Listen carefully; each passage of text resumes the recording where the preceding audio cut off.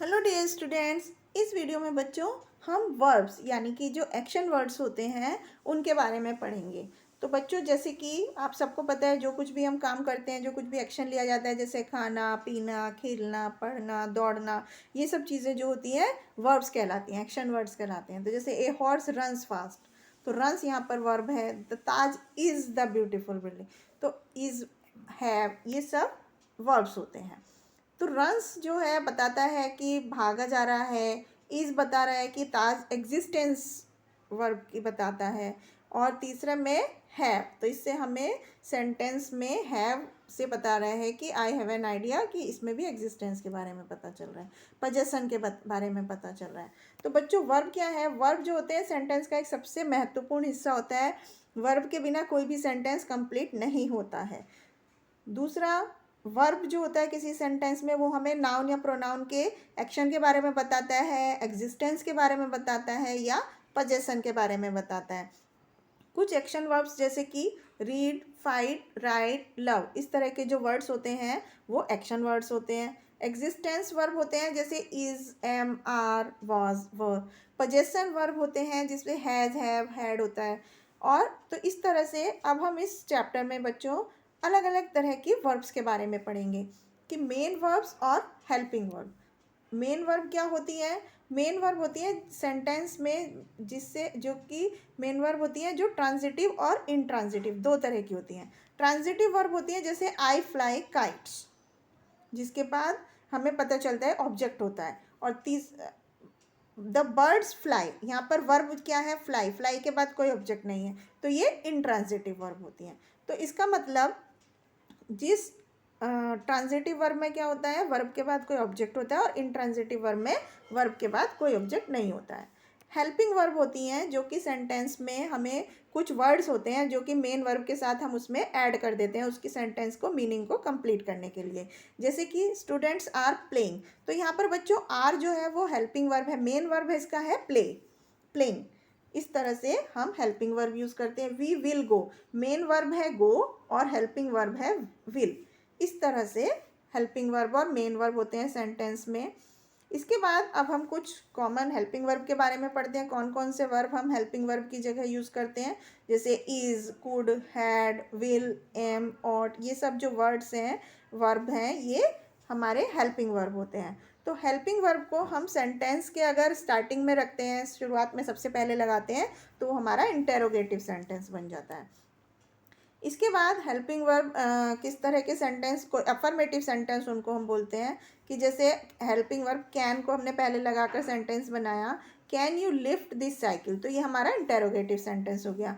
M I reading, तो M जो है यहाँ पर हेल्पिंग वर्ब है जो हमने सेंटेंस के स्टार्टिंग में लगाया, तो ये इंटेरोगेटिव सेंटेंस हो गया।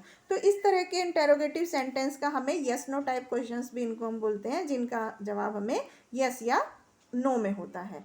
तो इस तरह से हम कुछ हेल्पिंग वर्ब जो होते हैं जो मेन वर्ब का भी काम करते हैं, जैसे शी इज़ ए डांसर, तो यहाँ पर इज़ जो है वो मेन वर्ब के जैसे यूज़ हो रहा है। अब हम पढ़ते हैं ट्रांजिटिव वर्ब क्या होते हैं। ट्रांजिटिव वर्ब होते हैं बच्चों जो कुछ वर्ब होते हैं जिन्हें ऑब्जेक्ट की ज़रूरत होती है सेंटेंस का मीनिंग कंप्लीट करने के लिए, उन्हें हम ट्रांजिटिव वर्ब बोलते हैं। अगर हम बोले ही एट, उसने खाया, तो पर वो सेंटेंस का मीनिंग कंप्लीट नहीं हुआ कि उसने क्या खाया। तो अगर हम बोलेंगे ही एट द पिज़्ज़ा, तो यहाँ पर पिज़्ज़ा हमने ऑब्जेक्ट ऐड किया, तो ये सेंटेंस कंप्लीट हुआ। तो इस तरह के जो वर्ब होते हैं जिनको सेंटेंस का मीनिंग कंप्लीट करने के लिए उन्हें ऑब्जेक्ट की ज़रूरत होती है, उन्हें हम ट्रांजिटिव वर्ब बोलते हैं। और जो सेंटेंस ऐसे होते हैं जिनको बाद में ऑब्जेक्ट लिखने की ज़रूरत नहीं होती है, उन्हें हम इंट्रांजिटिव वर्ब बोलते हैं। अब हम देखते हैं डायरेक्ट और इनडायरेक्ट ऑब्जेक्ट। डायरेक्ट, एक सेंटेंस में एक या उससे ज़्यादा ऑब्जेक्ट हो सकते हैं। तो बच्चों हम सेंटेंस में ये पूछ सकते हैं व्हाट और to whom. I gave him a toy, तो हम क्वेश्चन पूछ सकते हैं what did I give him, मैंने उसे क्या दिया, और किसको मैंने एक खिलौना दिया। दो क्वेश्चन हम इसको पूछ सकते हैं।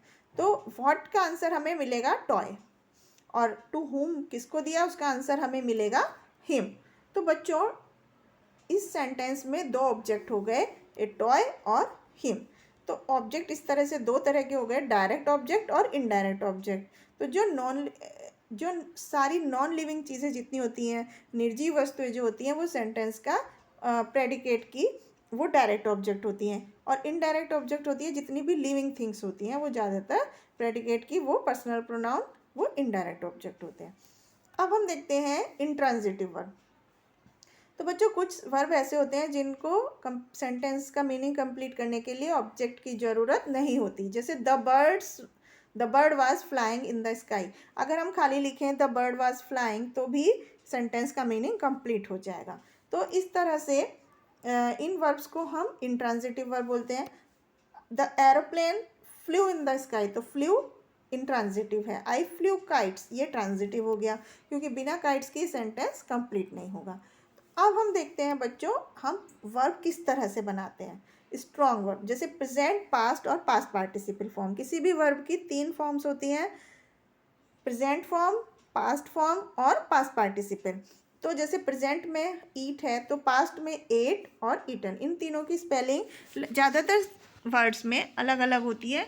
ड्राइव का ड्रोव, ड्रिवन, ड्रॉ का ड्रू, ड्रॉन। इस तरह से सेंटेंस की पास्ट और पास्ट पार्टिसिपल स्पेलिंग्स अलग अलग होती हैं।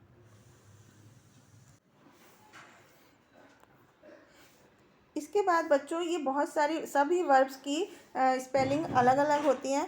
कुछ वर्ड ऐसे होते हैं जिनकी स्पेलिंग प्रेजेंट में बिकम, पास्ट में बिकेम और पास्ट पार्टिसिपल में फिर से बिकम हो जाती है। कुछ की स्पेलिंग सेम रहती है। तो अलग अलग स्पेलिंग्स होती हैं प्रेजेंट में, पास्ट में और पास्ट पार्टिसिपल में। तो हमें इन सबको लर्न करना होता है।